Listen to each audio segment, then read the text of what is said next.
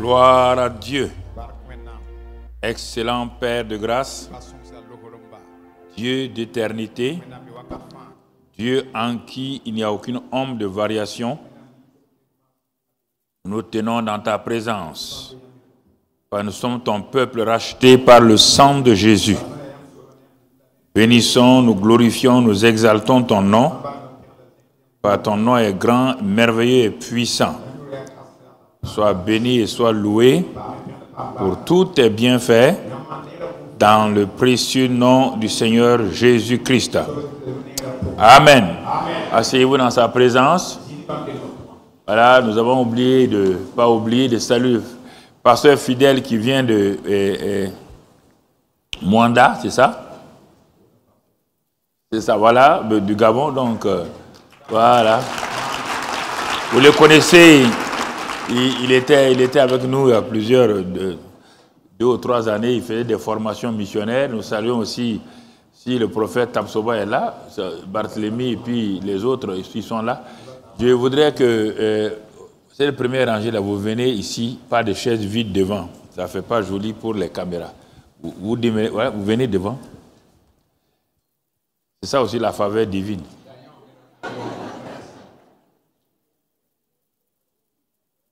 Non, vous asseyez dans le bon fauteuil. Voilà. Surtout que vous avez le nom Jésus. Gloire à Dieu. Voilà. Nous bénissons le Seigneur ce matin et ce soir. Nous rendons grâce à Dieu notre Père. Nous sommes dans la joie d'avancer avec vous et de glorifier le nom du Seigneur, afin d'aller de l'avant, de progresser dans ses voies et de glorifier son nom. Vous savez, cette année qui est l'année de la croissance dans la sagesse et la faveur divine, est une année que Dieu veut que cela soit pratique pour chacun d'entre nous, afin que la vie chrétienne là devienne une réalité et non pas seulement un ensemble de doctrines. Et quand nous résumons la vie chrétienne, il faut qu'on le voit, parce que la vie chrétienne, c'est comme si Dieu a sauvé des gens et leur a laissé la liberté de faire ce qu'ils veulent. Et si moi j'étais quelqu'un, les enseignements de cette année-là, je ferais tout pour ne pas les manquer, sauf s'il y a quelque chose qui est indépendant de ma volonté. Comme je l'ai dit, quand la tradition s'installe dans la vie des gens, ils pensent connaître des messages qu'ils ont entendus, mais ils ne savent pas que ce n'est pas le même message. Ce n'est pas le même message qu'ils ont. Ils ont entendu des mots semblables, mais ce n'est pas le même message qu'ils ont entendu.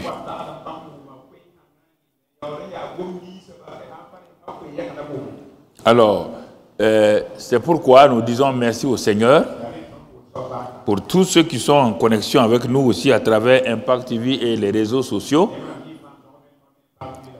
Nous bénissons chacun d'entre vous, en particulier les frères et sœurs qui ne sont pas du centre d'évangélisation de l'église Eden TBI ici. La vie chrétienne est résumée par quelques éléments, quelques images fortes que Paul nous a données. Une de ces images fortes-là, il dit « J'ai été crucifié avec Christ et ce n'est plus moi qui vis. Et si je vis dans une chair d'homme, c'est par la foi que je vis au Fils de Dieu qui s'est livré pour moi-même. » Cela, on le trouve dans Galates 2, versets 20 et 21. L'autre élément, il dit la glorieuse richesse du mystère de la parole révélée, qui a été révélée aux païens, dont la richesse est celle-ci, Christ en nous, l'espérance de la gloire. Alors, si vous écoutez seulement ces deux passages-là, j'ai été crucifié et si je vis, ce n'est plus moi qui vis, Et ensuite, c'est Christ qui vit en moi. Quel Christ qui vit en moi? Celui en qui se trouve toute la plénitude de la divinité. Le Christ qui est le mystère de Dieu révélé, en qui se trouvent tous les trésors de la sagesse et de la connaissance ou donc de la science appliquée. Quand je m'assois et j'examine cela vraiment profondément, personnellement, je m'assois et je regarde. Quelle sorte de vie chrétienne je suis en train de mener? Nous tous, nous sommes rentrés, qu'on le veuille ou pas, on est rentrés par des petites portes. C'est après qu'on a découvert la grande porte qui est Jésus.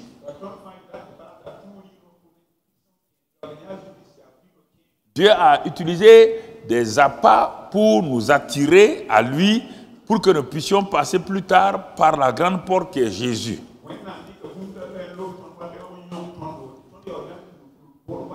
Certains, c'est à cause de certains problèmes familiaux qui sont venus à Jésus. D'autres, c'est la maladie. D'autres, c'est des épreuves. Tout ça, ce n'est pas la porte. Non. Parce que la porte, c'est Jésus. Pourquoi j'ai dit cela? Parce que la conversion n'a pas été basée sur le message que Pierre a donné le jour de la Pentecôte, par exemple. Ça a été basé sur un message qu'on a donné. Bon, Dieu va pourvoir à vos besoins, Dieu va vous guérir. Et effectivement, nous avons été guéris. Mais malheureusement, on ne nous a pas conduit à la porte qui est Jésus. On ne nous a pas présenté Jésus lui-même. On a continué à nous enseigner que maintenant, il faut, pour aller de l'avant, il faut prier, lire la Bible. Il faut beaucoup prier et de temps en temps jeûner. Et il y aura des combats qu'on va mener. Donc, dès les premiers temps de notre conversion, on nous a transféré sur des choses à faire. On ne nous a pas transféré que maintenant, on ne nous a pas dit que Jésus-Christ, il est mort pour nous, notre vieil homme a été crucifié, et si nous vivons maintenant, c'est lui qui vit en nous. Ou parfois, quand les pasteurs par qui nous avons été convertis, ils ont dit cela, mais ils ont dit ça rapidement. Donc, tout de suite, nous sommes jetés dans les activités de la vie chrétienne.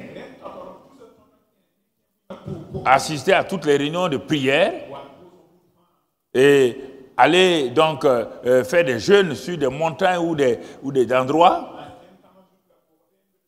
Bon, on s'est tellement habitué à ça qu'on a pensé que la vie chrétienne, c'est ça. Jusqu'à un moment donné où on va se rendre compte que malgré toutes ces activités, on est vide. Il y a un vide qui est en nous. Il n'y a pas de victoire. Le péché est là encore, malgré les prières nous domine. Parce que nous n'avons pas été liés à la personne de Jésus. Il dit que celui que le Fils a franchi est réellement libre. On n'a pas accepté Jésus-Christ comme notre vie. Puisqu'il a dit, je suis la vie, je suis la résurrection, on n'a pas accepté ça. C'est au fur et à mesure qu'on avance, qu'on a découvert nous-mêmes quelques expressions comme ça, ou bien Dieu, dans sa grâce, est venu nous visiter et nous a parlé, et on a commencé à prendre conscience que nous vivons les activités de la vie chrétienne et non pas la vie chrétienne elle-même qui est Christ en nous.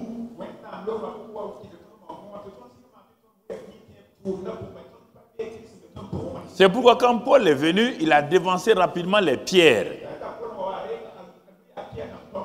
Il a dit aux pierres là, si nous avons connu Christ selon la chair, nous ne le connaissons plus de cette manière-là.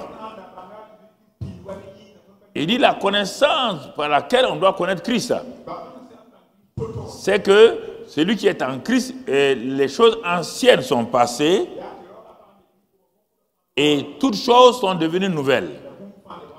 Bon, tant qu'on n'a pas compris cela, maintenant on va passer à la deuxième phase de la vie d'activité chrétienne. Le vide s'est installé dans plusieurs. On leur a dit de faire ça, faire ça. On dit maintenant, il faut qu'il y ait beaucoup de puissance, l'onction de Dieu dans ta vie. On a commencé à chercher ce qu'on appelle onction. On a parcouru des livres, on a parcouru des endroits, on est allé voir des hommes de Dieu. Bon, on a acquis un peu d'onction, mais le problème, c'est que notre homme intérieur n'est pas stable. Donc, nous avons fonctionné dans l'onction par l'homme extérieur. Alors, nous-mêmes, on s'assoit, on se dit, est-ce que c'est ça vraiment la vie chrétienne là? Je ne suis pas meilleur que par rapport à la vie que je menais avant. Simplement, il y a eu une petite amélioration. J'ai les mêmes luttes encore. Pourquoi j'ai les mêmes luttes? Parce que ce n'est pas Christ qui vit en moi, c'est moi qui vis avec l'aide de Jésus. C'est différent. Quand Christ vit là, et moi je vis en appelant Jésus au secours, c'est différent. Et on va ici. Et puis à un moment donné, ça ne va pas toujours. Et qu'est-ce qu'on commence à faire? Je décris le processus de beaucoup d'entre nous, ceux qui sont à la télé ou ailleurs, même des pasteurs. J'en ai vu des pasteurs qui ont crié, qui ont dit, mais pasteurs, ils ne savent plus où aller. Bon, maintenant on se dit, on tombe sur des gens qui nous disent, ah, nous on a découvert le secret, c'est que il y a des malédictions générationnelles. Il y a encore des démons qui sont là. Bon, le peu de connaissances que nous avons de Jésus, on met ça de côté. Maintenant, on se tourne pour connaître donc les démons, Satan et les combats spirituels. Alors qu'on n'est pas équilibré intérieurement. Alors, c'est facile, on ramasse tous les livres sur la délivrance, sur les combats spirituels, sur les veillées, et on engloutit ça. On mange ça. Mais à un moment donné, ça a l'air de marcher. Ça a l'air de marcher. Et puis à un moment donné, bon, par la grâce de Dieu, Dieu nous délivre de quelques petits démoniaux. On dit, ah bon, je suis délivré. Mais la vie intérieure n'est pas transformée. On est sauvé, mais on n'est pas transformé. Est-ce que vous comprenez les deux mots? Tous les hommes qui sont sauvés ne sont pas transformés. Non. La nouvelle naissance n'est pas la transformation. La nouvelle naissance, c'est au niveau de mon esprit. La transformation, c'est au niveau de mon âme. Maintenant que mon esprit est régénéré, je me rends compte que j'ai deux ennemis internes, moi-même, des ennemis internes, mon âme et mon corps. Ce n'est même plus Satan. La lutte là vient de moi-même. Mon âme n'aime pas ce que mon esprit aime. Et comme mon corps était habitué aux choses bizarres, mon corps devient un partenaire avec mon âme pour lutter contre mon esprit, pour étouffer mon esprit pour qu'il reste encore un bébé.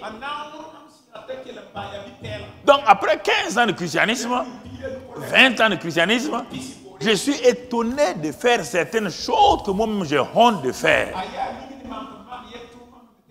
Ah, mais quel sort de chrétien suis-je? Ah, mais je rencontre des gens qui ont lutté comme moi et qui me disent non, c'est comme ça. Hein? Vous savez, il n'y a pas de perfection dans la vie chrétienne. Il n'y a pas de perfection. Chacun se débrouille comme ça. Bon, chacun dit comme ça, tout le monde sait que c'est du mensonge. Ce n'est pas possible que Christ sauve quelqu'un et qu'il continue à marcher comme ça. Ça, toi-même, tu le sais que ce n'est pas vrai. Non, tu le sais. Mais tu n'as pas les moyens pour t'en sortir. Voici le vrai problème. Et après, maintenant, on rentre dans des choses, bon, on laisse tout ça. Bon, on dit, bon, comme ça ne change pas là, on va se contenter bon, d'être élevé. On rentre dans ces choses-là maintenant. Élévation, stigmation, tentation. Donc, les chions, on gagne ça, mais il n'y a pas de paix. La paix n'est pas là. Voici l'expérience de beaucoup. Tu ne peux pas nier ça. Ceux qui sont à la télé, les pasteurs, tu ne peux pas nier ça. C'est ça qui a amené beaucoup de combats spirituels. Le vrai secret des combats spirituels là, c'est parce que les gens n'ont pas la paix intérieure. Nous n'avons pas vu les pôles là. Les pôles là, on n'a pas vu les pôles là faire ce combat là. On regarde dans la Bible. Quand ils rencontrent des gens qui sont possédés, quand ils rencontrent des sorciers, ils s'arrêtent, ils leur parlent, ils les chassent. Ils n'ont jamais fait de veillée, de nuit, de combat. Où est-ce que nous avons pris toutes ces choses? C'est l'expérience des gens. L'expérience des gens. Chacun a une expérience unique dans le christianisme. On ne peut pas enseigner nos expériences. On enseigne la parole de Dieu que nous prouvons par une expérience. Pour aider celui qui a le même cas que moi. Ah bon, tu avais le même combat. Et comment tu l'as résolu? Par la parole de Dieu et le Saint-Esprit. En ce moment-là, maintenant je suis sur le chemin pour aller de l'avant. Et c'est en ce moment que ma vie, je commence à avoir les yeux ouverts, que tout ce qu'on faisait là, c'était simplement résumé au combat de la foi. C'est-à-dire que Dieu, par l'œuvre achevée de Christ, m'a tout donné, mais je ne savais pas comment prendre possession de ce qui m'appartient déjà. Je suis déjà béni, je suis déjà guéri, je suis déjà délivré, je suis déjà élevé, mais je ne sais pas comment prendre possession de ça. Voici en réalité, frères et sœurs, pourquoi les gens mettent 20 ans, 25 ans avant que les choses soient transformées. Et telle est sûrement ton expérience. 25 ans. Et c'est pourquoi les enseignements, depuis 2 ou 3 ans, nous sommes entrés dans 2020 là. On a dit donc le combat spirituel victorieux. Nous partons en vainqueur pour vaincre. Certains ont eu une lueur là-dedans. Ils ont eu un éclairage. Jusqu'à présent, on a combattu pour être des vainqueurs. Mais on nous dit, c'est parce que nous sommes vainqueurs que nous combattons un combat vainqueur. Nous ne pouvons pas aller vaincre. On va les vaincre comment? Si Jésus n'est plus là, si le Saint-Esprit n'est pas avec nous, comment un être humain comme moi je vais vaincre Satan? Je ne le vois pas. Je ne vois pas les démons. Mais j'ai oublié que le grand Dieu qui est mon Seigneur là a déjà dit qu'il a vaincu. Il me demande d'entrer dans sa victoire par la foi et par l'aide du Saint-Esprit qu'il m'éclaire pour que je voie de façon claire l'œuvre achevée de Christ. Bon, maintenant, on veut prier pour devenir des géants spirituels. Nous sommes déjà géants par notre nouvelle naissance. On va devenir géants comment? David est devenu géant comment? Au contraire, David a rencontré un géant. Lui, il était un petit. Et c'est pourquoi le Seigneur nous dit que les gens ont dit, augmente-nous la foi. Parce que Jésus a dit, pourquoi ils ont dit cela? Jésus a dit, si quelqu'un t'offense 7 fois dans la journée, 7 fois tu dois le pardonner. Oui, les disciples ont dit, ah bah, oui. Il dit, si c'est ça là, augmente-nous la foi. Parce qu'ils ont cru, voyez notre mentalité, comme les disciples non convertis. Augmente-nous la foi. Fais de nous des géants de la foi. Et Jésus dit, non, vous n'avez pas besoin d'être des géants. Si la foi que vous avez, elle ressemble à un grain de sénévé, elle doit grandir. Et quand elle grandit, comme le grain de sénévé, qui est le plus petit des grains, quand il a grandi, les oiseaux du ciel viennent se déposer sur lui et il les nourrit. Si votre foi grandit, Comme le grain de sénévé, le processus du grain de sénévé, il va soulever les montagnes. Nous on dit on veut une grande foi. Non, non, non, non. Regardez David, je vous l'ai donné. L'école de guerre du Saint-Esprit. On a voulu on a voulu faire de lui un géant. On dit, il y a un géant qui est devant toi. Pour combattre un géant, il faut que tu sois géant. Mais comme tu n'as pas la taille d'un géant, on va te donner les habits d'un autre géant qu'on appelle Saül, qui est le plus grand d'Israël. Et quand il a porté ces habits-là, il ne peut pas marcher. Il a dit, je ne peux pas marcher. Si je ne peux pas marcher, comment je vais combattre un géant qui est déjà, un homme qui est déjà fort? Il a levé sa posée, parce que David était connecté à Dieu. Il dit, ce n'est pas ma taille là que vous devez regarder. Moi, je regarde la taille de Dieu. Malgré ma petite foi là, je regarde la fidélité de Dieu. Je m'attache à Dieu. Et c'est avec ça qu'il est parti pour vaincre Goliath. Priez pour qu'en mars, nous commençons ça là. La foi, comment la foi? Et ce que Dieu m'a enseigné là, sur la foi là, moi-même je suis dépassé. Vous savez, même l'enseignant là, il découvre des choses, parfois il croit même que lui il est ignorant. Parfois lui-même, c'est comme ça, c'est avec Dieu, ça c'est Dieu, c'est le secret de Dieu comme ça. Il ne va jamais te révéler tout d'un seul coup. Tu comprends? Comment un petit David a pu vaincre un Goliath avec des armes non conventionnées, des cailloux et tout. J'ai profité pour dire aux militaires là, la guerre qui est là actuellement, c'est la guerre de David et Goliath. Ce n'est pas une guerre classique. Puisque toutes les armes d'Israël, ils ne les ont jamais utilisées. Et regardez, les géants savent qu'Israël a beaucoup d'armes. Écoutez-moi, militaires, écoutez-moi. Les Philistins savaient que face à face avec Israël, là, ils ne peuvent pas tenir. C'est une armée puissante, bien équipée. Qu'est-ce qu'ils ont fait? Ils ont provoqué une guerre asymétrique. Premier élément, ils ont mis quelqu'un devant. Les bruits de bombes ici. On tue les gens ici. Donc les gens entendent ces choses-là. Quand Israël vient, quand on dit ces choses-là, tout de suite là, après avoir jeûné 40 jours, il recule. David a compris qu'à guerre asymétrique, il faut une contre-guerre.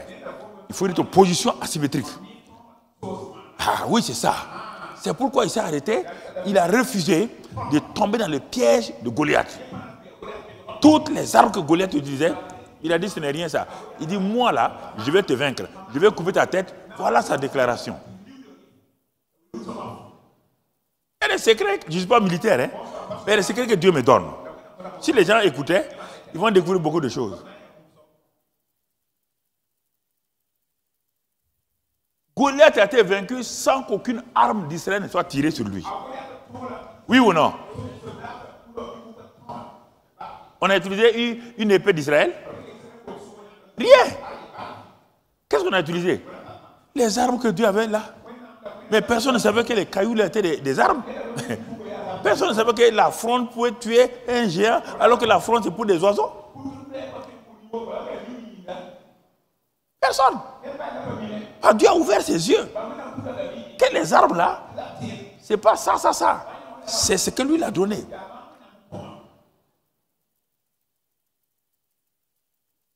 Ça c'est l'école de guerre du Saint-Esprit. Et on a vu que ça se passe sous un ciel ouvert. On a vu ça dimanche matin. Toutes ces choses-là se passent sous un ciel ouvert où le Saint-Esprit donc nous manifeste sa grâce. Alors, dans cet esprit-là, on va continuer ce soir-là. Et on va aborder, les mercredis, on va prendre quelques temps, comme on l'a fait l'année passée avec la clinique de la foi, la clinique du cœur, les ateliers. Là, on a fait ça pendant le mois de juillet, août, septembre, je crois. Oui. Comme on a parlé de l'école de guerre du Saint-Esprit, aujourd'hui, on va continuer dans ce même esprit-là. Et Dieu voulant par sa grâce, les mercredis, on va aller dans ce sens-là, dans une série pratique. Au lieu de l'appeler clinique ou atelier, nous allons intituler ça désormais, pendant quelque temps, le service des soins intensifs du Saint-Esprit. Le service des soins intensifs du Saint-Esprit. Donc, le corps médical comprend de quoi je vais parler déjà. Donc, vous voyez bien, dans un grand hôpital, il y a 3 éléments principaux. Il y a ce qu'on appelle, les Anglais appellent ça EQ, nous on appelle ça le service des soins intensifs sur le plan naturel. Quand il y a une urgence, ou bien le service des urgences, quand il y a un cas difficile, critique, on l'amène pas à l'hospitalisation directement, on l'amène aux soins intensifs, on l'amène donc là où il y a des urgences.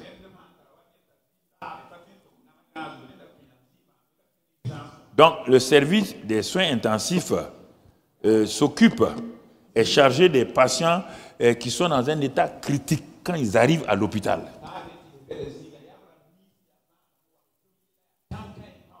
Ce service-là est préparé pour ça. Ils ont des équipes pour ça. Ils ont des moyens pour ça. C'est ce service-là. Ils ont tout. Ils sont préparés pour les cas urgents, les cas critiques, des situations qui mettent en danger la fonction vitale des organes donc, de la personne. Ils ont des moyens techniques spécialisés. Tout de suite, pour prendre en charge quelqu'un qui est essoufflé, tout ça, ils peuvent entrer en salle d'opération rapidement, sans aller faire trop d'examens longtemps, parce que la vie de la personne est en danger. Donc, dans un grand hôpital, ce service des soins intensifs là, urgence là, se situe entre deux grands services. Il y a un service qu'on appelle le service de réanimation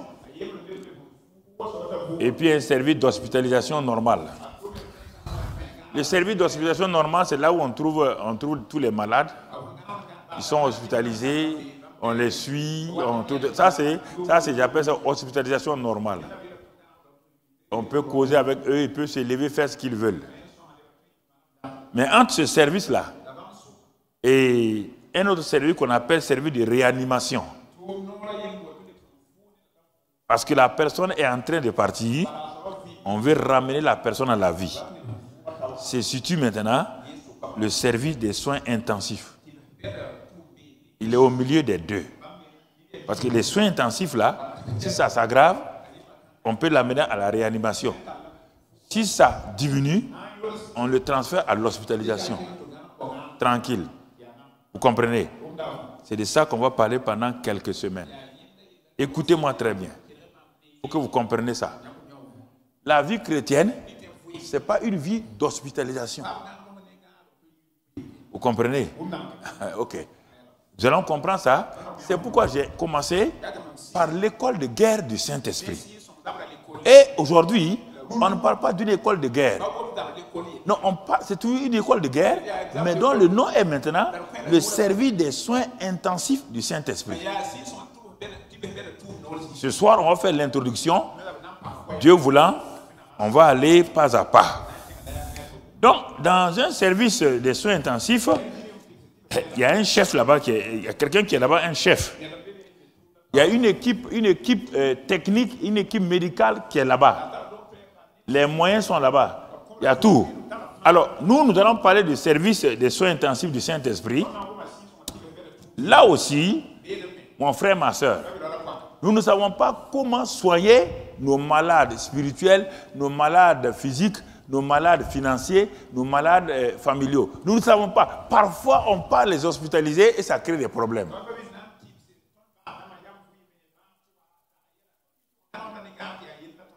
On les amène à l'hospitalisation et ça devient des cas chroniques. Alors qu'il fallait les amener rapidement aux soins intensifs pour les sortir de la situation et après maintenant les amener à l'hospitalisation si c'est possible Et après, ils vont sortir pour aller de l'avant. Alors, mon frère, ma soeur, il y a une équipe spéciale dans tout service de soins intensifs techniques et médicaux. Il y a aussi dans le service des soins intensifs du Saint-Esprit, le chef là, c'est le Saint-Esprit lui-même. Si c'est du point de vue médical, du moins du point de vue maladie, il est le chef chirurgien, il est le chef ophtalmologue, parce qu'il est spécialisé en tout. Il est le chef de ce service-là. C'est le service de Dieu, le service de Jésus, pour amener les gens dans les soins intensifs. Si c'est au niveau familial, le Saint-Esprit, il n'est plus chirurgien, il devient un conseiller matrimonial puissant. En quelques instants, il peut réconcilier des gens qui veulent divorcer. En quelques minutes, il peut amener que la paix vienne dans le foyer. Ça, c'est au niveau familial. Maintenant, si on regarde au niveau professionnel, il est capable tout de suite là d'intervenir dans la vie de quelqu'un sur le point de vue professionnel pour résoudre les situations avec sa sagesse. Sa sagesse. Il intervient et la situation de la personne, d'un seul coup, est résolue. Si c'est dans le ministère, il vient là-bas encore, vous voyez là, il est spécialisé dans tout. Tout ce qui concerne l'homme, il est spécialisé. Il est le chef, mais il a une équipe. Une équipe, des gens qui travaillent avec lui. La parole, les chrétiens, loin du Saint-Esprit, et puis les anges de Dieu. Voilà son équipe. Lui-même, Saint-Esprit, la parole, les anges et les hommes et les femmes loin. Ça, c'est l'équipe qui est aux soins intensifs du Saint-Esprit.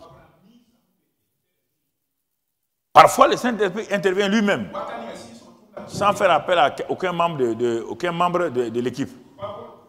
Parfois, non, il permet que des hommes s'occupent de cette personne-là et l'opèrent par son aide, par la parole de Dieu. Donc, vous voyez là, aujourd'hui, c'est une introduction pour que vous compreniez.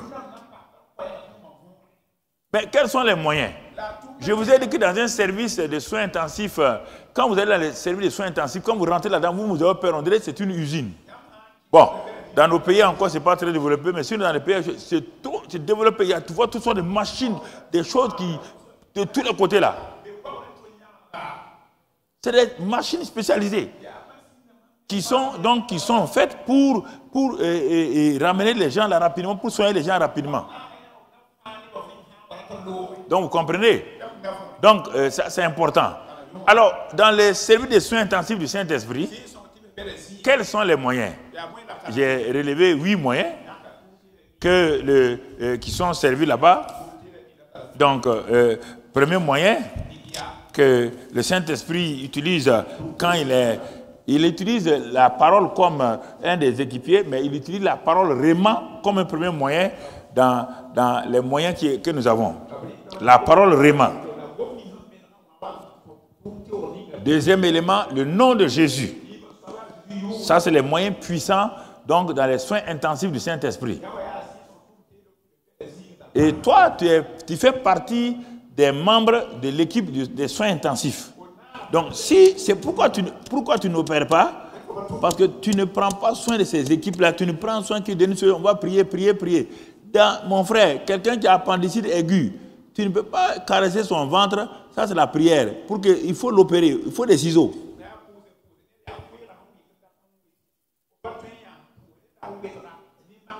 À situation spéciale, il faut des moyens spéciaux.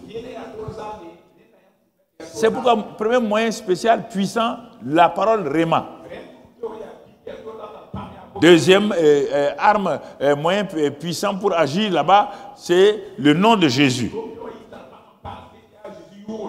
Troisième arme, c'est le sang de Jésus. Troisième moyen, c'est le sang de Jésus. Quatrième moyen, c'est la foi. La foi. Maintenant, cinquième moyen, c'est la prière fervente combinée de jeûne. La prière fervente combinée de jeûne. Pas tout le temps. Il y a des moments où la prière simple, il y a des moments où c'est combiné de jeûne. Sixième moyen, l'amour, compassion. Dans ce service-là, parfois, l'amour peut guérir quelqu'un, tac, tac, tac, tac, sans besoin de l'opérer. Septième moyen, l'humilité. La personne vient seulement au service, là on dit son cœur bat rapidement. La personne s'humilie, dit Seigneur, je reconnais. Oh Dieu, je me répands, je reconnais. Tac, tac, tac, il est guéri. Huitième élément, la sanctification. Faire tout pour confesser ses péchés et sortir de ces situations-là. Bon, ces 8 éléments-là ne sont pas nécessaires en tout temps. Ça dépend de la situation qui vous amène au service des soins intensifs du Saint-Esprit. Comme dans le service des soins intensifs de l'hôpital, on n'a pas besoin de tous les instruments. Pour quelqu'un qui vient, qui a un problème d'œil, on ne va pas mettre l'oxygène. L'ophtalmologue qui est au service là, il va s'occuper de lui rapidement. Donc ça dépend. Les 8 moyens là, on ne va pas les utiliser. Il y a des moments où tu arrives au service des soins intensifs du Saint-Esprit, la personne, on croit qu'elle est en danger. Une simple parole, les dons, la prière, un don se révèle, tac, la personne est guérie. Ah, pourtant les gens disent, ah, ou bien c'est une situation financière, une parole de connaissance, ou une prière courte, la situation financière est résolue. Les services des soins intensifs, je ne parle pas de maladie seulement, hein. C'est tous les domaines.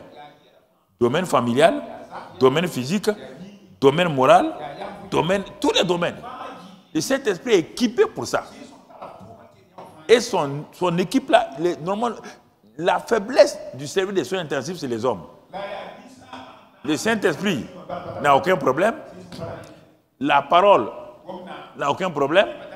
Les anges n'ont aucun problème. Mais maintenant, ils ne veulent pas travailler tout le temps.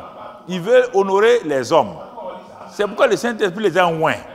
Mais malheureusement, les chaînons faibles de l'équipe là, c'est les hommes. C'est pourquoi ça se retarde. C'est pourquoi on ne voit pas des succès. Les gens, ils peuvent aider, mais ils ne sont pas appelés pour ça. Même le Saint-Esprit, il ne viendra pas tout le temps. Il va dire non, ma fille, t'es loin. Allez, vas-y. Ah, toi, tu t'arrêtes. Est-ce que moi, là, est-ce que tous mes péchés sont finis? Est-ce que j'ai la foi? Il dit, mais comment ça?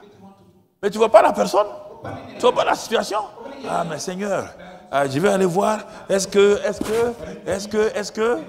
Donc, dans l'équipe là, dans l'équipe des soins intensifs de chirurgie, si l'anesthésiste est mauvais, l'anesthésie est mauvais, il tue tous vos gens. Soit il va mettre trop, le malade ne se réveille pas, ou bien il met peu, et le malade se réveille en pleine pro-écho et ça crée un AVC. Ne t'en fais pas, j'ai lu les encyclopédies là. Même aucun docteur ne veut me contredire ici. Je ne parle pas au hasard. Moi, j'étudie tous les domaines. Il n'y a pas un docteur qui va me contredire ici. Là. Tu comprends? Il faut bien comprendre ça. Bien comprendre ça. Alors, nous aimons amener trop de gens dans le service d'hospitalisation. On va aller prier 10 jours, on vient trouver que c'est fini. La situation s'est empirée. Il y a eu gangrène.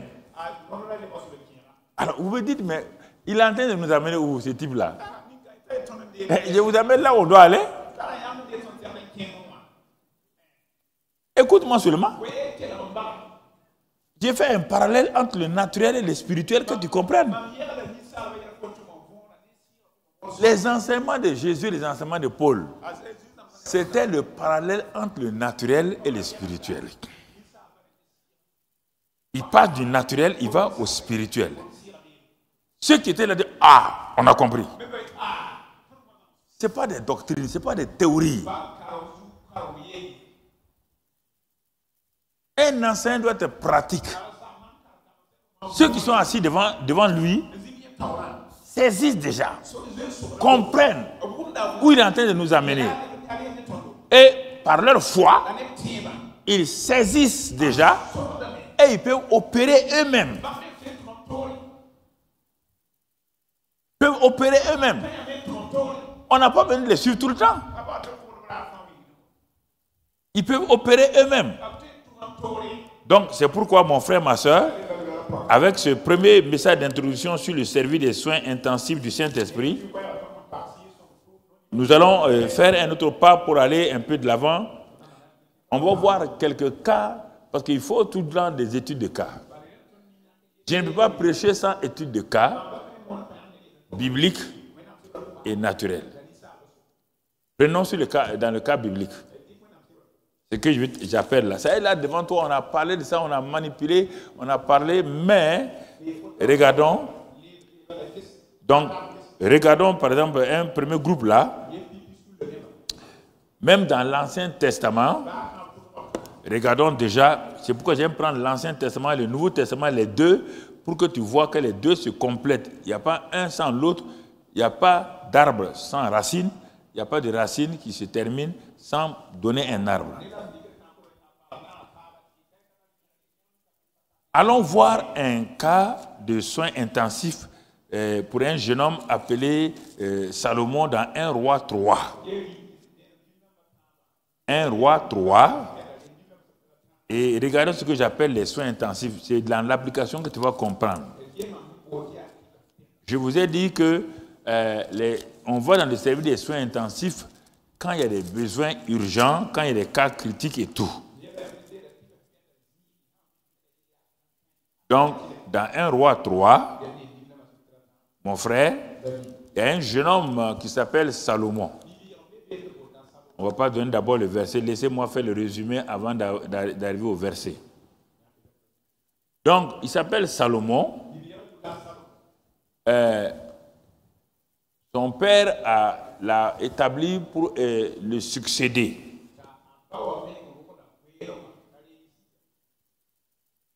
Et il y avait tellement de concurrence. Il avait des frères, des demi-frères.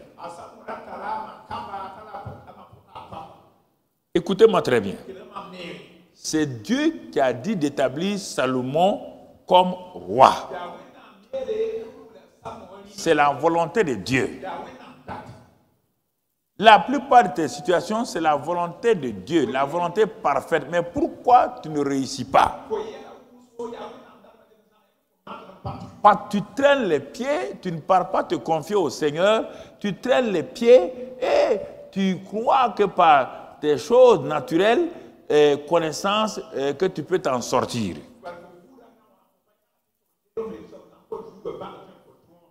On te dit que Salomon qui a été établi, il aimait l'Éternel.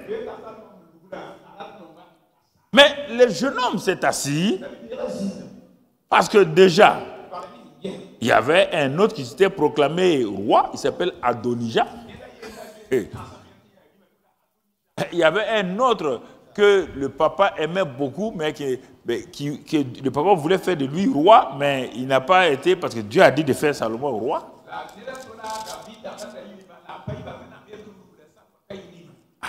Donc, Salomon savait que s'il ne va pas rapidement au service des soins intensifs de Dieu pour recevoir de l'aide, la direction, il ne va pas s'en sortir.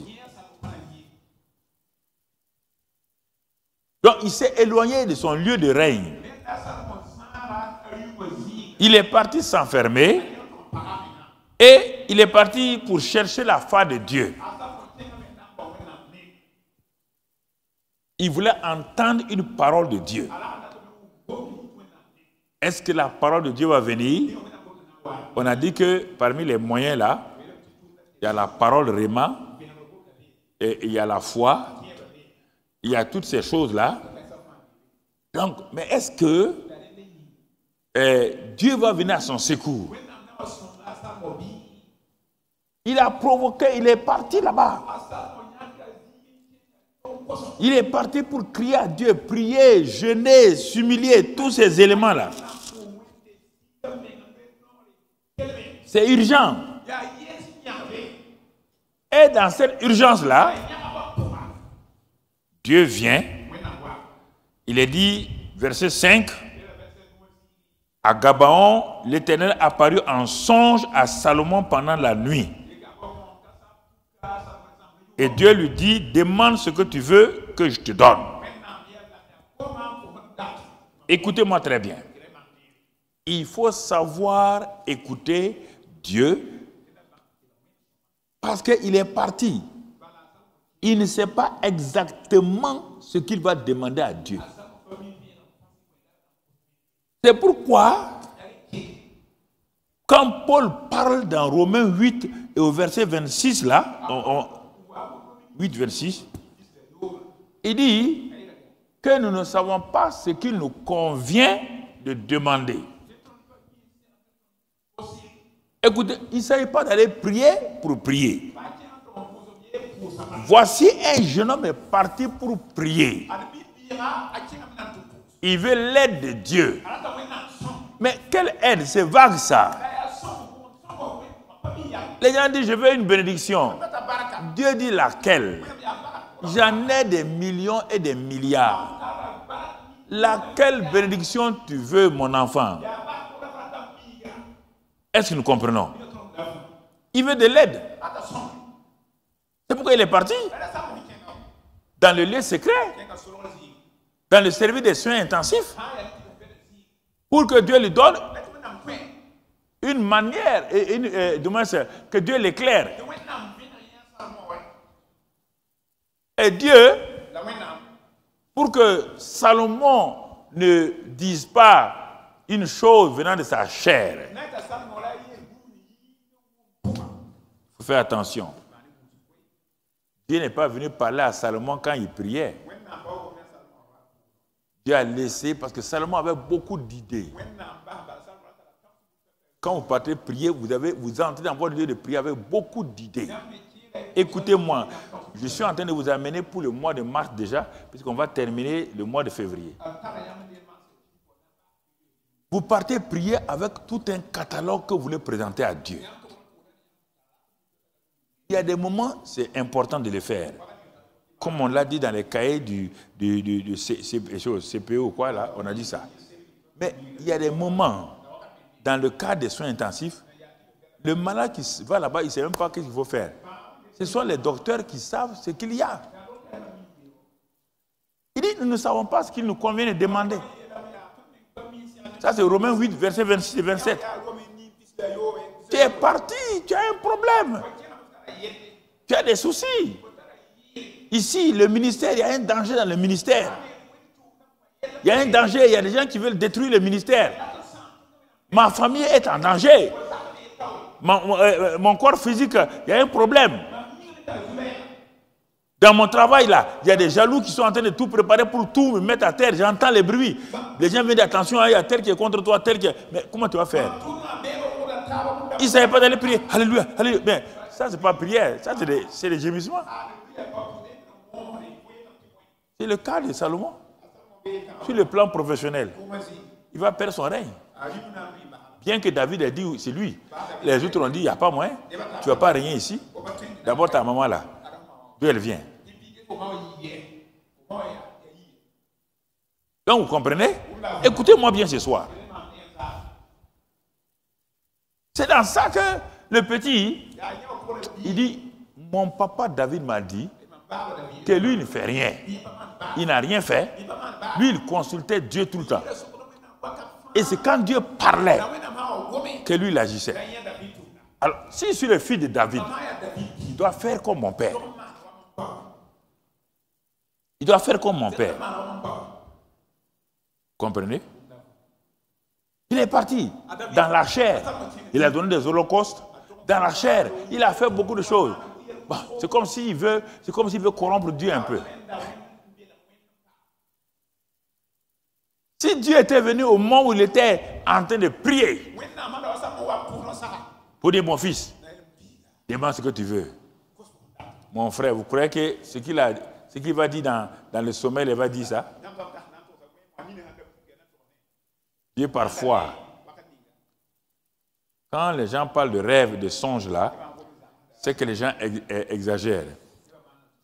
Et ils croient que tout rêve vient de Dieu ou chose. Les margouillards noirs, les chats noirs là.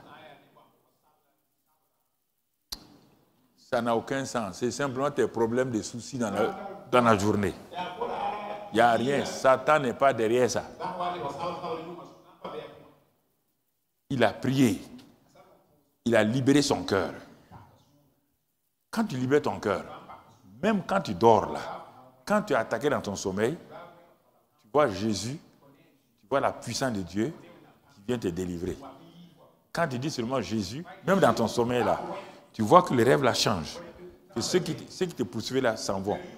Mais si tu n'es pas habitué à ça, si ta conscience, je veux parler avec beaucoup de gens, si ta confiance est confuse, écoute-moi, si ta confiance est confuse, quand le Satan vient, il te fait des rêves bizarres, tu verras que tu luttes, tu es en train de courir, tes pieds n'arrivent pas à courir, il est derrière toi, tu cries, tu te réveilles essoufflé. Ça veut dire que ta conscience n'est pas purifiée. Sinon, regarde, chaque fois que ta conscience est nette, quand tu es attaqué, on dirait qu'il y a une main qui vient quelque part, pim, pam, pam, et tu te lèves toi-même, tu es content de toi-même. Est-ce que vous comprenez? Non, mais quand votre conscience est troublée, et que Satan profite de ça pour vous troubler, vous vous levez, vous voulez faire combat spirituel. Mais tu as entendu quoi, tu as fait combat? C'est sur la base de quoi? Il y a de telles confusions qu'il faut enlever du corps de Christ. Maintenant, Dieu lui demande dans son son, que veux-tu que je te fasse? Dans son sommeil, hein? Dans son sommeil. Et allons-y maintenant au verset que vous avez eu. Verset 7 là. Le verset 7. Il est écrit là-bas, nous sommes toujours dans 1 Roi 3, verset 7. Maintenant, Éternel mon Dieu, tu as fait régner ton serviteur à la place de David mon père. Ça, c'est dans son sommeil. Et moi, je ne suis qu'un jeune homme et je n'ai point d'expérience. Ah. Quand vous voulez ce que je vais appeler plus tard la prière de la faveur divine, il faut renoncer à vos mérites. Il faut être humble. Il dit, je ne suis qu'un jeune homme, je n'ai point d'expérience. Si tu as de l'expérience, si tu penses que tu es qualifié, Dieu ne répondra jamais à tes prières. C'est parce que les gens s'en vont dans le jeûne et la prière pour essayer d'impressionner Dieu. C'est pourquoi ils quittent le jeûne et la prière sans réponse. Salomon dit clairement, ici là, tu m'as posé une question. Je suis un jeune homme, je n'ai pas d'expérience. C'est pas fini. Ton serviteur est au milieu du peuple que tu as choisi. Oui bien, il met la responsabilité sur Dieu. C'est ton peuple. Tu l'as choisi. C'est ton serviteur. C'est pas fini. Peuple immense qui ne peut être ni compté ni nombré à cause de sa multitude. Alors, je suis jeune. Je n'ai pas d'expérience. Et c'est un peuple nombreux. La seule chose, accorde-moi. Ça, c'est ce qu'on appelle la prière de la faveur divine. Vous passez à dire chasser les démons. Même si vous chassez les démons ne vont pas vous donner une solution. Les démons ne vous donnent pas une solution. Vous l'avez chassé. Il n'y a pas de problème. L'opération est partie. Mais où est la solution? Où est la solution? Où est la solution?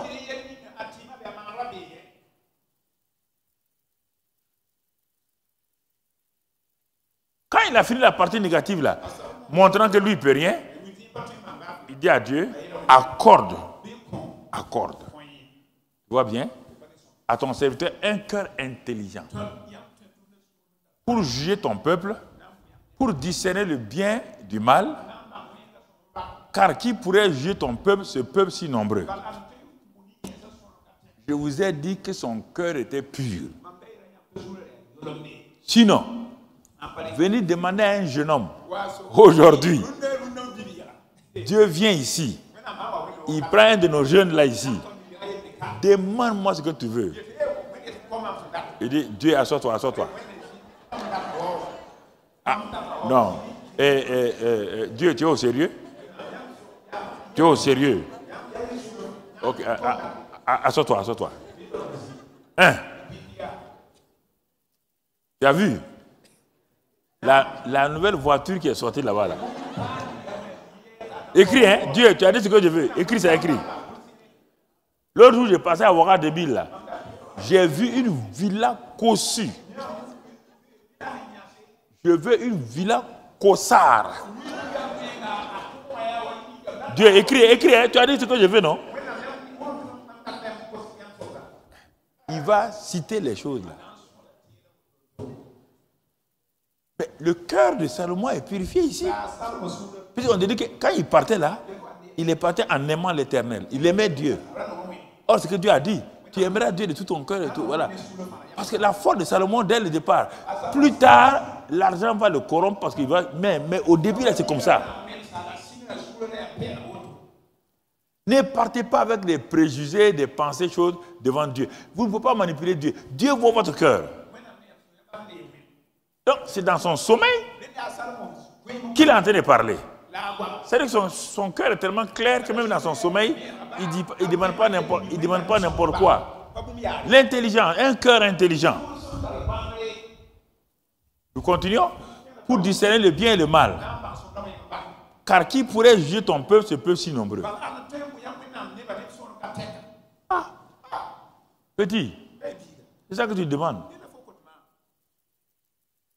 S'il était éveillé et qu'il était assis sur son trône là, et devant ses serviteurs, Dieu lui demande ça là, s'il dit ça là, les gens vont dire quoi?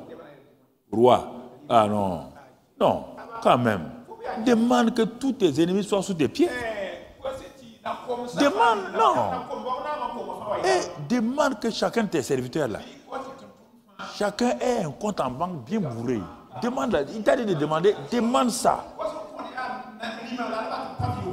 Demande que nous vivons 350 années pour manger et boire sur la terre.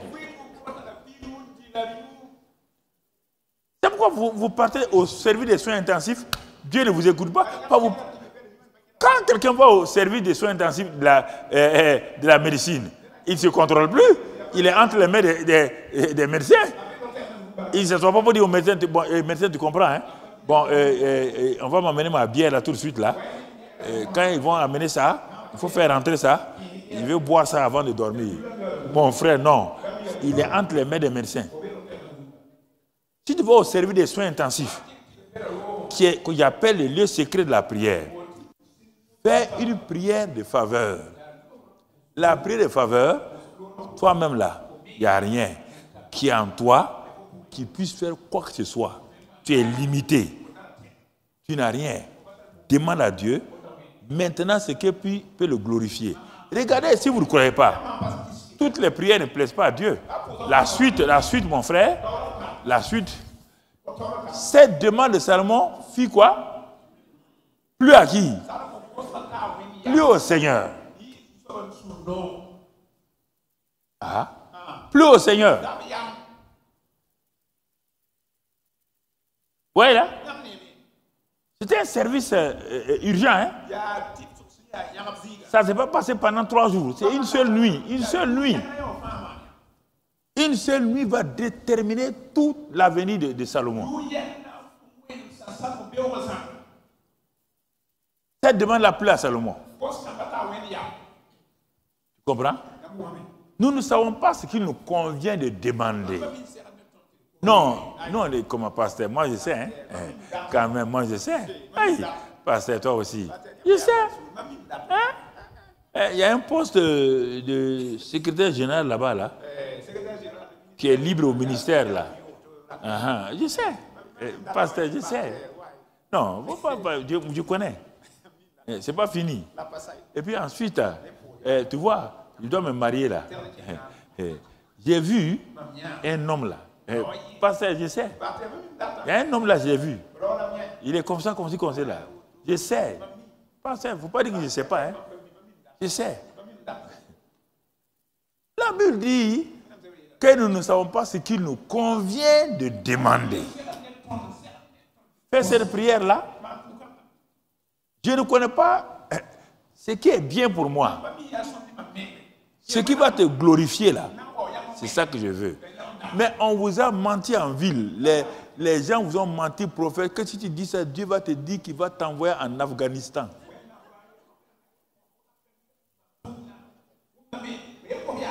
Et puis Dieu va dire, tu ne dois pas te marier, hein, tu dois rester célibataire pour servir Dieu. C'est ça. Et toi, tu ne peux pas dire à Dieu de faire ce qui est bien. Mais tu oublies que tu touches par mois 1 500 000 là. Si Dieu te dit maintenant d'aller devenir gardien à l'église, faut pas.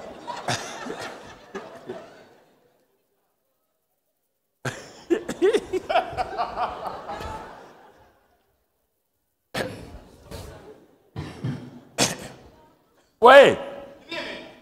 Il y a des prières on veut pas, on veut contrôler nos prières. On veut contrôler nos prières. Pourtant, Dieu nous a dit par la bouche de Jésus, si vous savez donner de bonnes choses à vos enfants, le Père Céleste, il est bon. Il va donner des meilleures choses. Mais Satan nous fait croire que ce n'est pas bon. Non. Tu ne peux pas te marier à cette fille-là. Vous avez des faux mots là. Ce n'est pas une fille de classe. Si elle n'est pas une fille de classe, quand tu vas la marier, classifie-la.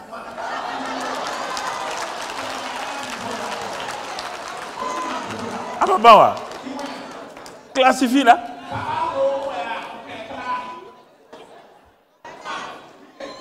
Élève-la et classifie-la.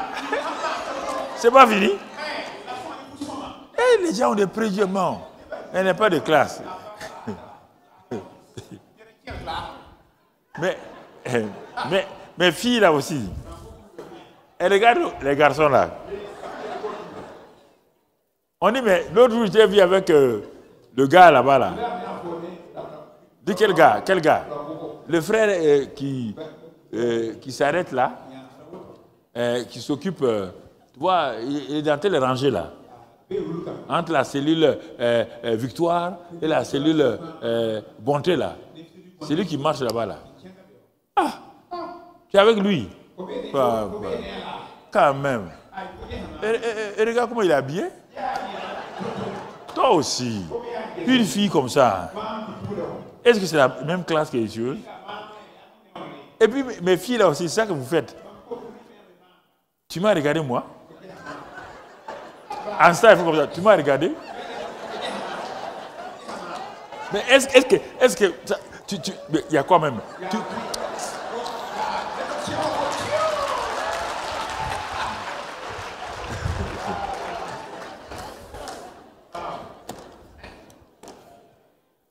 Tu m'as regardé? Ah. Mon frère, il ne sait pas, elle ne sait pas que c'est le futur milliardaire du Burkina comme ça. Dieu dit qu'il cache les choses. Oui ou non? Il cache. Prends. Quand il va ouvrir là.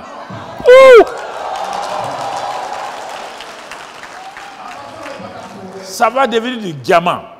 Comme on le dit en Gula, loulou.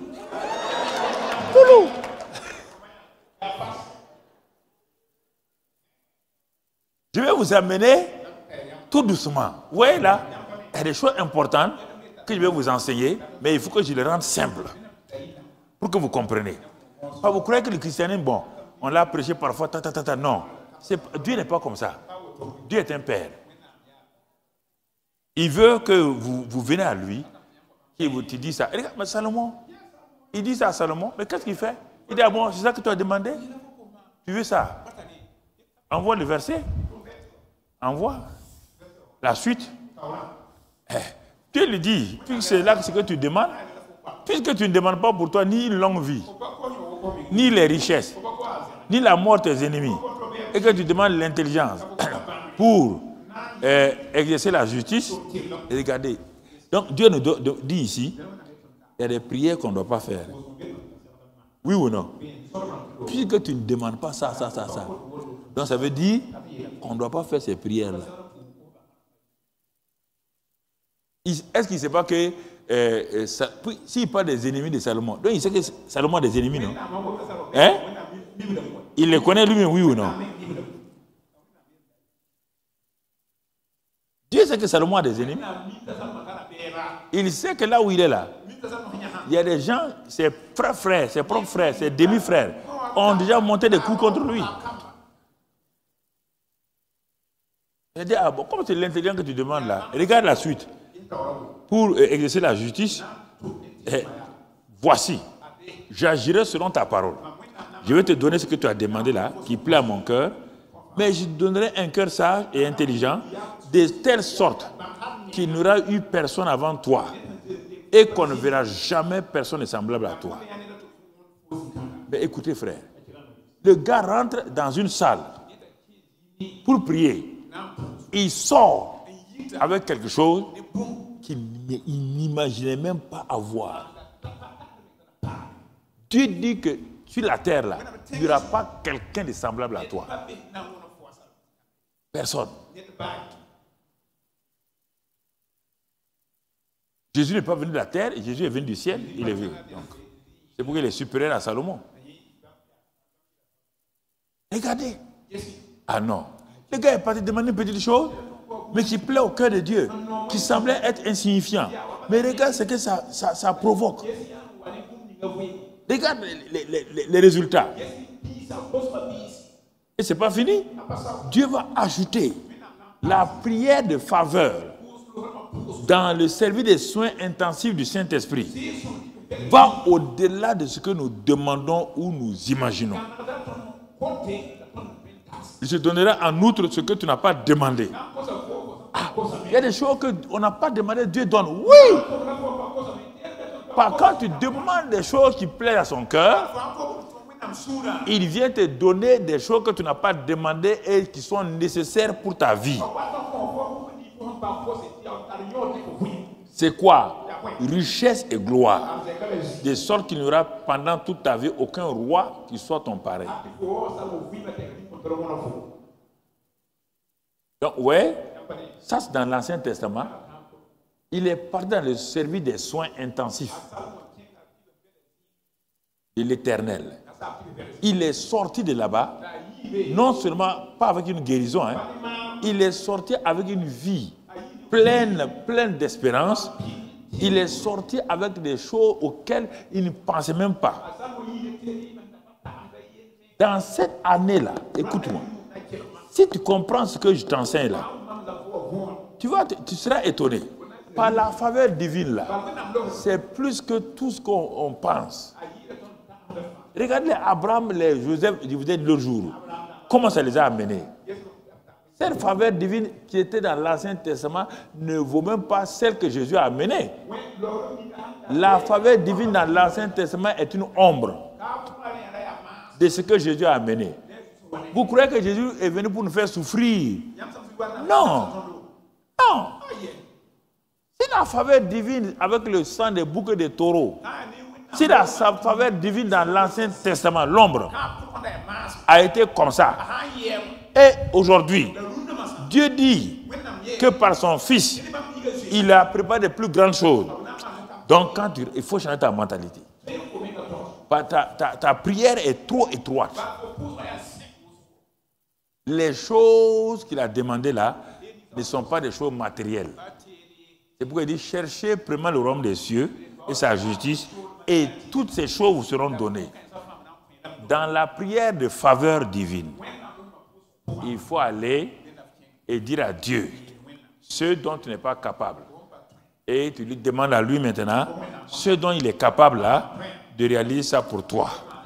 Et le cas de Salomon, on le voit. Deuxième cas, on va dans le Nouveau Testament, dans Matthieu 14. Matthieu 14. Et on va lire à partir du verset 13. Et voilà, donc quand les gens sont allés au désert pour écouter Jésus, la foule est partie nombreuse et a suivi Jésus à pied. Ils sont arrivés dans le désert. Et après, on va aller plus vite. Donc, quand ils sont arrivés au désert, Jésus a prié, a prêché et il les a bénis. Mais maintenant, on peut aller jusqu'au verset 16-17. On va voir, on ne va pas prendre trop de temps. Allez-y au verset 16-17. Et voilà. Verset 15. Quand Jésus a fini de prêcher, c'était la nuit. Ah. Les disciples sont venus à Jésus. Ils s'approchaient de lui et disent, ce lieu est désert. Écoutez-moi. Un autre cas difficile. Ce lieu est désert et l'heure est déjà avancée. Renvoie la foule afin qu'elle aille dans les villages pour s'acheter des vivres. Et ensuite, regardez, Jésus leur répondit, ils n'ont pas besoin de s'en aller. Donnez-leur vous-même à manger. On s'arrête là. Dans un autre évangile, les disciples ont commencé à tourner dans la foule. Certains ont fait des propositions. Vous allez comprendre quelque chose. Ils ne savent pas qu'ils sont sous le ciel ouvert avec quelqu'un sur qui le ciel est ouvert. Pourtant, il leur a dit, désormais. Ils n'ont pas compris le premier miracle, qui est le premier miracle du service des soins intensifs de Jésus qu'on verra une autre fois. Ils n'ont pas compris. Ils n'ont pas compris que Jésus venait de leur montrer donc le principe du miraculeux. Comment le miraculeux se fait sous le ciel ouvert. Jean 1,51 dit, désormais vous verrez le ciel ouvert. Et les anges de Dieu montaient sur le Fils de l'homme. Jean 2, l'eau est changée en vin. Il dit, il fit là le premier des miracles. C'est-à-dire la prémisse des miracles. Le principe miraculeux, et ses disciples crurent en lui. Mais tout de suite, avec les événements là, ils ont oublié. Ils ont cru que c'était vraiment ponctuel. Une autre situation se présente devant eux. Cette fois-ci, ils sont au désert. Jésus a prêché. Il a parlé. Et puis, les disciples viennent et disent à Jésus, maintenant, le problème là, les gens sont loin des villages. Hein, et puis, ils sont fatigués.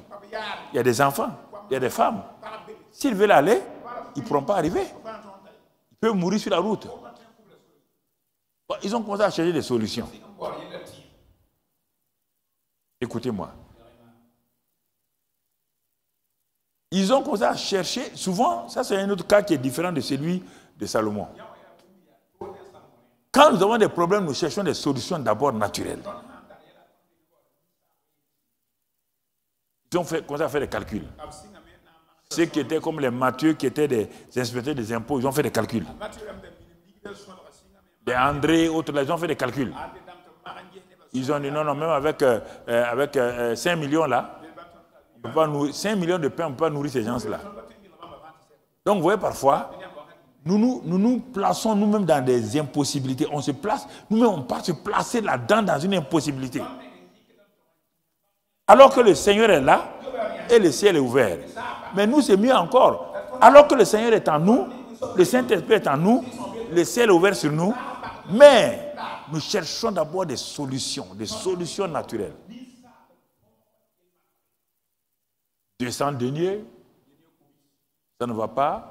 Mais qu'est-ce que tout ça là? Ils parlent eux-mêmes, ils donnent la réponse. 200 deniers, mais même ça encore. Ils ont parlé. Puis il y a un qui se promenait et dit, bon, tu as dit de les nourrir. Comment on va les nourrir? Il se promenait. Il avait un petit garçon avec un sac là. Il dit, hé petit, il y a quoi là-dedans? Il dit, bon, je suis venu à la réunion là. Maman m'a donné 5 pains et 2 poissons. Il a dit, bon, ok. Il y a le patron qui a dit de les nourrir les gens. Donne-nous tes 5 pains là. Petit a dit, il faut ramener. Hein? Il a pris les 5 pains du petit et les 2 poissons. Il dit, bon, maître, comme tu dis, écoutez frère, vous allez comprendre quelque chose ici. Ils ont pris les 5 pains et les 2 poissons. Écoutez, quand vous entrez dans le service des soins intensifs de Jésus, vous rentrez avec les choses naturelles limitées. Écoutez cette partie-là. Ceux qui font des affaires, ceux qui sont travailleurs là, écoutez-moi. Si vous ne comprenez pas le principe du miraculeux, vous ne pourrez pas comprendre comment vivre dans la victoire. 5 pains et 2 poissons. Par rapport à 5000 hommes, sans compter les femmes qui sont plus nombreuses aux réunions, et les enfants, donc environ 12 000 hommes. Ils ont en main quoi? 5 pains, 2 poissons. Dans le naturel, c'est ce que tu as. C'est ta capacité. Écoute-moi très bien. Maintenant, il faut que ton cas là passe de ta main dans les mains de Jésus. Tant que ça restera dans ta main, ta situation n'aura jamais de résultat. Elle sera limitée, elle ne va aller nulle part. Si tu es pasteur, si tu ne remets pas l'église là à Jésus, ton église là va aller à 100 personnes, 200 personnes et puis descendre. Même 1000 personnes, ça va descendre. Si tu as un chef d'entreprise, l'entreprise va prospérer. Après, on va dire, comme c'est dans la situation sanitaire là, ça va diminuer. On dit, comme c'est crise économique là, ça va diminuer. Parce que ce qui est naturel est donc obstrué par l'atmosphère naturelle. Tout ce qui est naturel est paralysé, bloqué par l'atmosphère naturelle. Vous comprenez? Ils ont ça dans leurs mains. Et ils regardent la foule là. Ça, ce n'est rien par rapport à la foule. Pourtant, c'est la nourriture. Pain et poisson. 2 éléments importants. Pain et poisson. Et qu'est-ce qui va se passer? Ils ont dit, Seigneur, qu'est-ce qu'on va faire? Jésus attendait. Servir des soins intenses. Tu ne pars pas là-bas, tu vas faire quoi? C'est le service des soins intensifs de Jésus. À la fin, ils ont pris, ils ont mis entre les mains de Jésus. Quelque chose va se passer. C'est lui sur qui le ciel est ouvert. C'est lui qui a la solution, la source. Les choses vont changer. Écoute-moi ce soir-là. Ce sont toujours les mêmes 5 pains, non? C'est les 2 poissons là toujours. Ça a changé? Qu'est-ce que Jésus a fait? Il va leur apprendre une leçon. Quand c'est comme ça là, il ne faut pas discuter les problèmes financiers, les problèmes des ressources humaines, les problèmes familiaux, et ceci ou cela. Il ne faut pas discuter.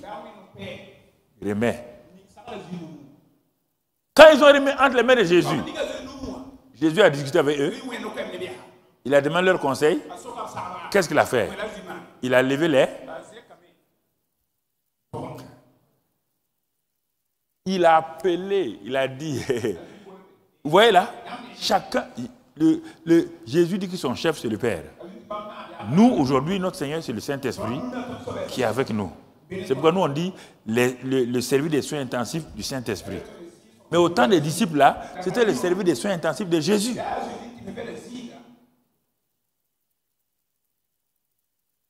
Dès que tout est passé, de leurs mains dans les mains de Jésus, il a levé les yeux vers le Père. Il a montré la situation au Père. Ça suffit largement. Il a parlé longtemps. Il a rendu quoi? Au Père. Quand il a rendu grâce au Père, les pains sont revenus dans ses mains. Mais personne ne savait que quelque chose s'était passé dans les pains. J'ai trouvé 5 pains, 2 poissons. Mais l'attouchement de Dieu est venu. La chirurgie de Dieu est venue dans le pain. La bonne main de Dieu est venue dans les pains et dans les poissons. Il leur dit maintenant, il va exercer leur foi. C'est ça ta foi. Il leur dit maintenant, mettez les gens là par fil de 1000 milles. Et faites quoi? Pierre, tiens le pain. Un morceau de pain. Et un morceau de poisson. Il a appelé les 12 disciples là. Il dit, allez distribuer. C'est la foi maintenant. La même manière qu'il a dit, puisez l'eau, allez montrer aux maîtres de cérémonie. C'est le même principe. Frère, il ne faut pas aller prier, jeûner, vous fatiguer. Le jeûne de la prière, c'est important. Il fallait maintenant, ta part là, c'est de faire ce qu'il a dit. Allez-y montrer aux maîtres de cérémonie. Ici, distribuer à la foule. Quoi? Ce n'est même plus un pain complet. C'est un morceau de pain. Ce n'est plus un poisson complet, mais c'est un poisson et un demi-poisson. Mais au ciel, la décision a été prise que la loi de la multiplication était là, ils n'ont qu'à aller. Quand ils ont coupé donné, ils ont vu se remis en place. Ils ont donné le poisson intact. Leur foi a commencé à monter. Maintenant, c'est en chantant qu'ils distribuaient les choses. C'est en chantant. Quand ils ont fini, 12 000 personnes, 12 paniers sont restés là.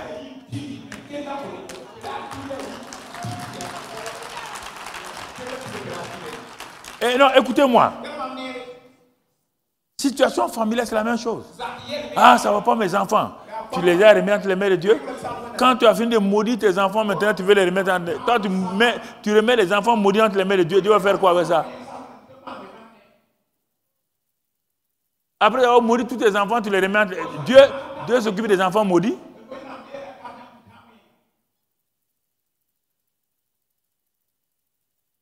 Quand, après avoir dit, mes affaires sont foutues, je suis dans l'échec. Toi, tu mets une affaire que tu as déjà gâtée entre les mains de Dieu. C'est pourquoi, avant d'entrer dans le service des soins, là, il faut demander secours. Tu ne sais pas. Le message est long. Bon, si je vais aller, même à 10 heures, on ne va pas. J'ai voulu introduire ce soir-là, que tu comprennes les principes. Tu as vu? Tu as vu? Le service des soins intensifs. Salomon est parti. Il est sorti avec un résultat. 5 pains, 2 poissons, qui ont nourri plus de 12 000 personnes. Regardez, la prière de faveur est la prière la plus importante. C'est la prière où mon frère, où un aveugle Bartimée dit ceci, il dit, fille de David, aie pitié de moi. Ça veut dire quoi? Fais-moi une grâce. Il n'y a pas de solution. Il est parti aux soins intensifs de Jésus. Tous les collaborateurs de Jésus ont dit, tais-toi. Tout le corps qui était là, ils ont dit, tais-toi. Il n'a pas prié. Il a dit, aie pitié de moi. Ça se trouve dans Marc 10, verset 46 à 52.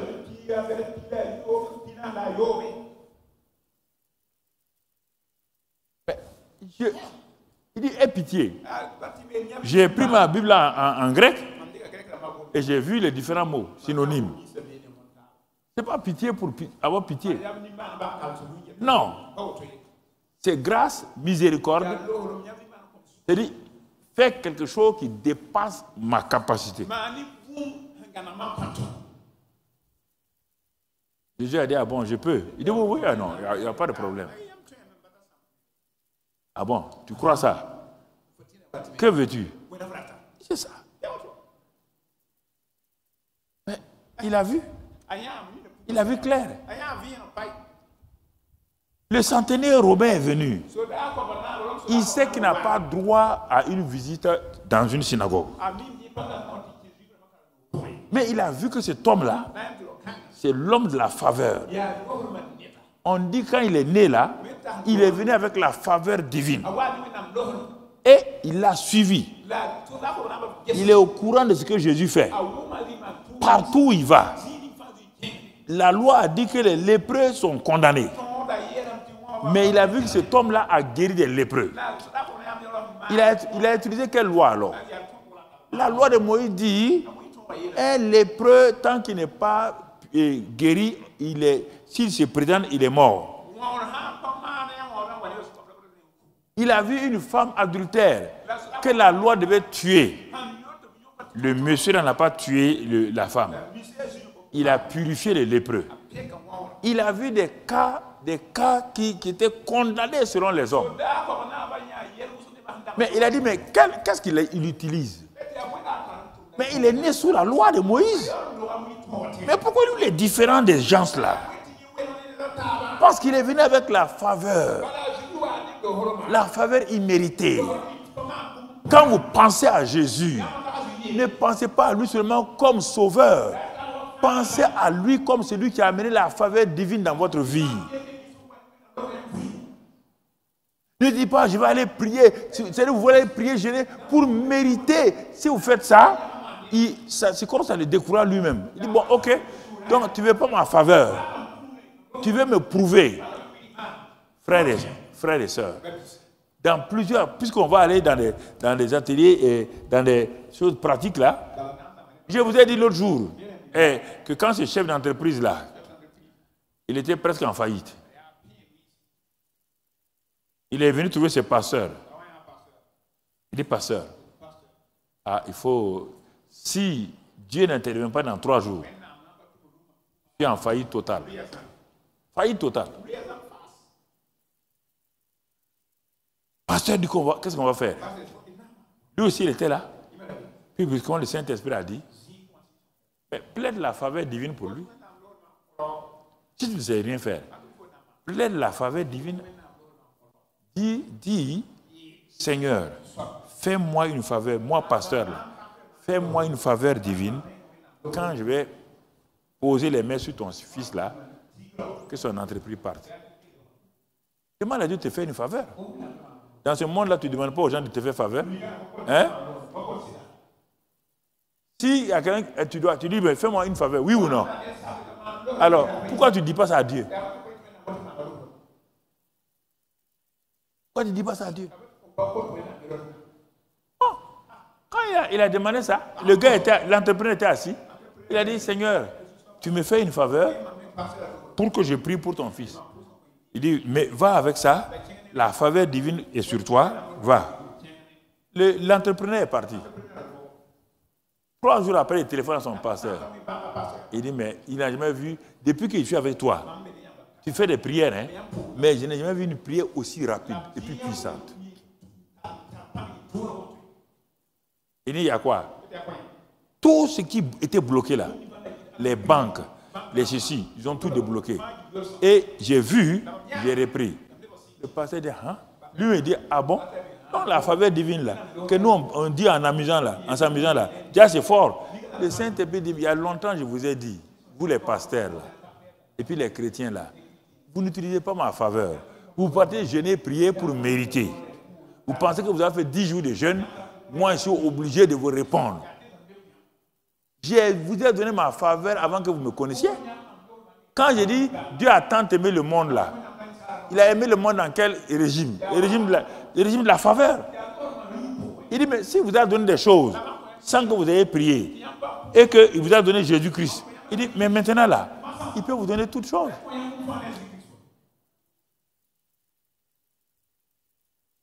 Il y a 40 ans que j'ai appris cela.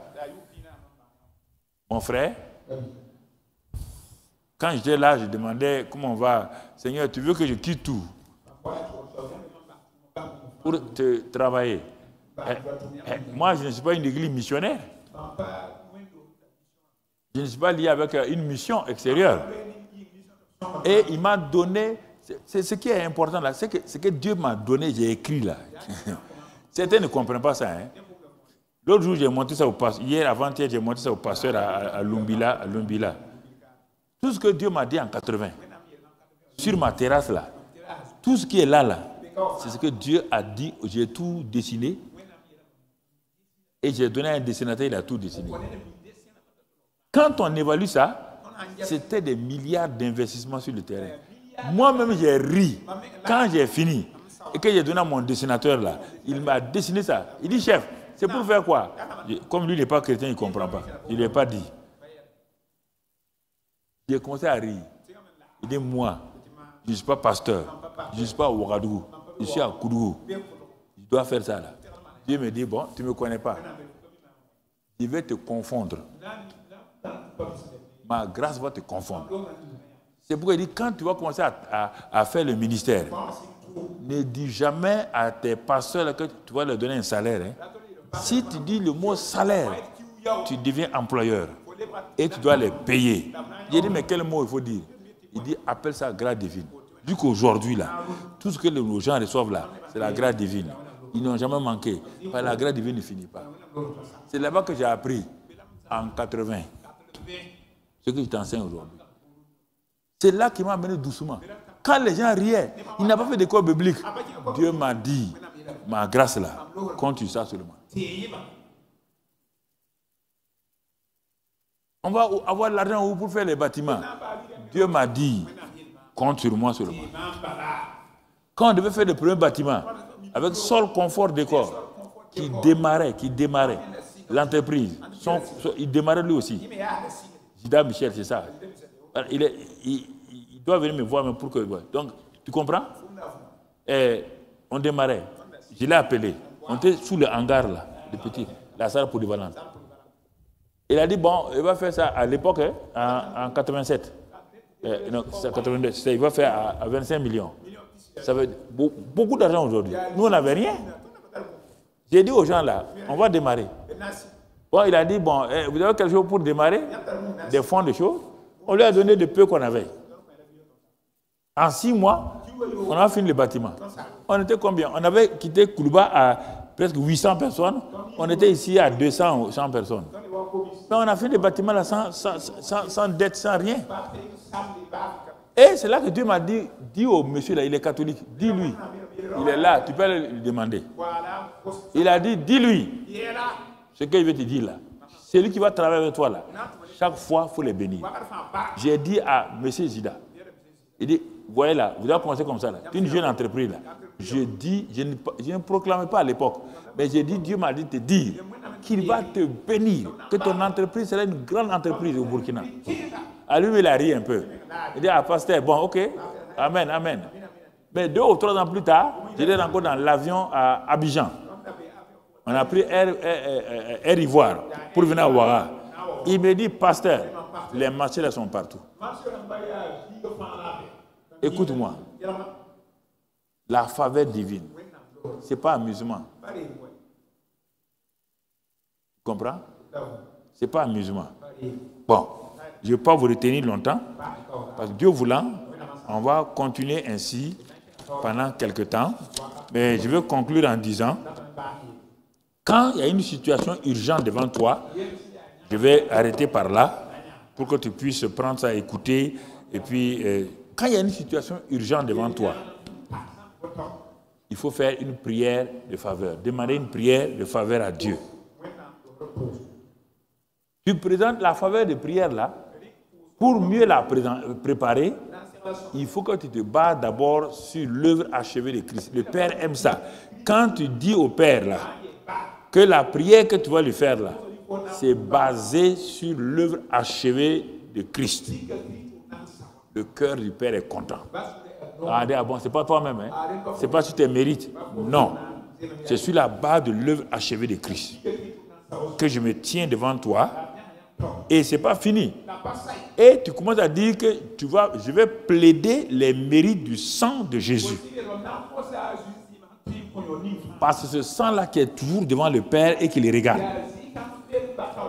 Je plaide les mérites du sang de Jésus-Christ qui a ôté mes péchés, par lesquels mes péchés ont été purifiés, par lesquels j'ai vaincu Satan et par lesquels aujourd'hui encore je marche sous sa protection. Alors, quand tu t'es présenté et préparé avec tout ça là, tu demandes maintenant troisième chose. Ça, c'est pour les débutants. Hein? Sinon, moi, je ne peux pas tout ça là. Je suis déjà conscient. Donc, pour les débutants, premièrement, tu te places toujours face à l'œuvre achevée de Christ. Toujours. Tu ne viens pas. Salomon n'a pas d'œuvre achevée. On ne parle pas de ça. Et les centenaires n'ont pas l'œuvre achevée. Il avait Jésus en chair. Mais nous avons l'œuvre achevée de Christ. Et ensuite, nous avons le sang de Christ. Dieu veut voir le sang. Je plaide les mérites du sang de Jésus sur ma situation là. Ce sang qui a vaincu, qui a détruit les pouvoirs de Satan. Et tu demandes au Père maintenant. Tu demandes au Père, troisième étape là, que le Saint-Esprit qui est en toi là, il entoure ta situation présente.